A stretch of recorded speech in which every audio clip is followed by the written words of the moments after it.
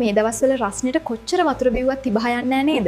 ඉතින් තිබහ යන්න හරියට බොන්න ඕන දේ විද්‍යාත්මකව දැනගන්න කැමතිද? විරාත් කොහ්ලි ක්‍රිකට් ගහනකොට හොඳට හයිඩ්‍රේෂන් තියාගන්න බොන්නේ මොන වතුරද? ඉතින් අපි Care Talks LK Smart Hydration Tips වලින් මේවා දැනගමු. ඔබ දන්නවද? 2023 American Journal of Clinical Nutrition සංග්‍රහයේ රිසර්ච් පේපර් එකකින් මේ BHI අගය ගැන මුලින්ම කතා කළා. අපි බොන දියරේක beverage hydration index එක වැඩි නම් ශරීර සජලන හැකියාව වැඩි බව අපිට තේරුම් ගන්න පුළුවන්. වතුරවල මේ අගය එකයි. මේ රස්නේ දවස්වල අපි බොන්නා වුණ තැඹිලි, කුරුම්බ සහ පොල් වතුර වගේ දේවල beverage hydration index අගය ඉහළ නිසා body hydration හොඳින් තියාගන්න පුළුවන්. තවත් ගෙදරදී හදාගන්න පුළුවන් detox water. බය වෙන්න එපා මේ වචනවලට.